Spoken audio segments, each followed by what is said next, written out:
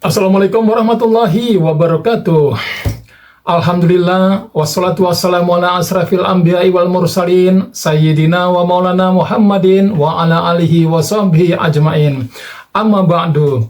Alhamdulillah kita masih dipertemukan lagi di channel YouTube kesayangan kita, Zulkarnain.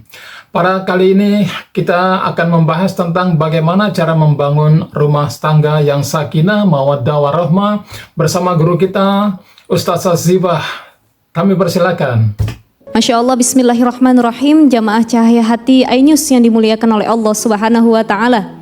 Rumah itu bisa jadi surga, bisa juga jadi neraka, gitu ya.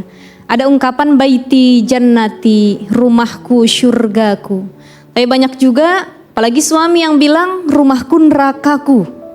Pulang ke rumah nggak mau, seminggu sekali pulang ke rumah. Karena kalau pulang berantem mulu, ngomel mulu bininya.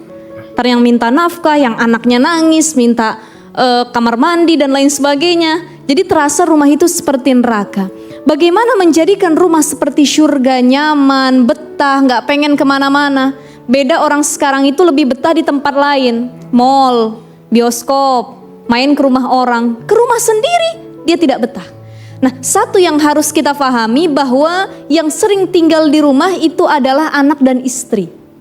Jadi agar rumah nyaman, rumah menjadi surga buat kita, jadikan anak dan istri kita sebagai ladang kebahagiaan. Kalau istri sama anaknya aja nggak bahagia, gimana kita mau ikut bahagia? Istri cantik di rumah, enak dilihatnya, kasih bedak, kasih make up, beliin. Ini cuma nyuruh doang ke salon. Pergi ngapa lu ke salon katanya? Potong apa rambut katanya?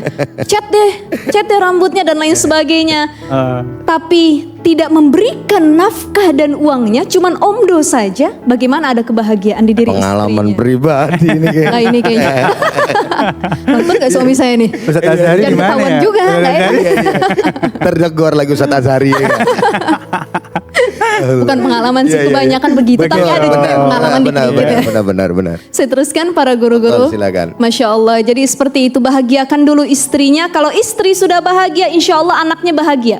Istri bahagia, nafkahnya lancar, nafkah batinnya juga lancar, perhatian dari suami lancar. Kalau pulang ditegur sama suami, wahai bidadariku, istriku, Masya Allah. Ya Allah. Seperti itu contoh ya. Luar. Akhirnya istri pun sama anak sayang. Betul. Nah, anak mau makan. Iya, ada ayah pulang tuh nak. Betul. Nah, contoh. Tapi kalau suaminya, lu masak kagak?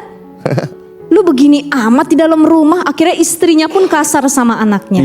Berapa banyak kita lihat kejadian ibu yang rela membunuh anaknya, ibu yang rela membuang anaknya, itu karena salah satunya beban mental yang diberikan oleh suaminya kepada dirinya. Makanya salah satu yang harus ditanamkan adalah kita harus mencari kebahagiaan. Ya, kebahagiaan itu puncak nyamannya kita tinggal di rumah. Nah, bahagia itu definisinya apa sih? Ada yang mengatakan bahagia itu apabila rumah kita bertingkat, mobilnya mewah mengkilat, uangnya berlipat-lipat, istrinya cantik memikat, bahkan kadang jumlahnya ada 4. Aduh, sedih. Banyak yang seperti itu ya. Suka Apakah mancing kebahagiaan? begitu Bukan mancing, nyindir dikit aja. Apakah sebenarnya kebahagiaan itu dari situ? Tidak juga. Banyak yang akhirnya gara-gara uang, materi, istri yang cantik malah tidak ada ketenangan di rumah. Nah. Ternyata ketenangan dan kebahagiaan itu bisa diambil dengan 3 cara. Nah, dalam kitab Nasoihul Ibad dijelaskan kalau pengen dapat kebahagiaan, bahagia satu keluarga, bahagia suami istri anak, masuk surga bareng-bareng, jadikan rumah kita adalah rumah yang diisi orang-orang solih. Naam. Jadi yang pertama itu harus wa qalbun alimun. Hatinya harus tahu. Hatinya itu menyadari bahwa Allah itu mengawasi kita. Ini di rumah, kita punya anak, suami, istri, masing-masing punya handphone. Yang satu nonton maksiat, emaknya juga nonton maksiat, bapaknya nonton maksiat. Itu rumahnya bagai neraka. Karena isinya kemaksiatan semua. Tapi kalau anak kita dibiasakan baca Quran, dekat sama Allah, ada salah satu pesan dari Mbah Maimun. Ini guru kita Allah yarham yang Allah sudah yarham, wafat. Mbah Maimun Zubair. Kiai Maimun Zubair, beliau mengatakan gini, kalau kamu ingin anakmu jadi orang yang solih dan solihah, rumahmu terasa nyaman, maka biasakan baca Quran di dalam rumah. Naam. biasa baca Quran di dalam rumah, itulah yang menjadi keturunanmu juga akan jadi ahli Quran. Amin. Seperti itu. Jadi yang pertama, tanamkan di hati kita bahwa Allah selalu mengawasi kita sehingga rumah itu tidak dijadikan tempat maksiat. Yang kedua, wabadanun sabirun, badan yang sabar, taat. Orang tua suruh ngaji, sholat, saling sabar, saling menerima kekurangan antar pasangan biar nggak ada masalah dalam berumah tangga. Dan yang terakhir sudah badanun sabirun, kolbun alimun, wa qanaah bima fil yad. Istri qanaah, suami ngasih berapapun. Masya Allah. Suami punya istri ya walaupun nggak cantik-cantik amat ya qanaah juga. Oke guys, jadi seperti itu ya tips-tips untuk membangun rumah tangga yang sakinah, mawaddah, warahmah. Jadi yang pertama harus orang-orang yang ada di dalamnya soleh-soleha.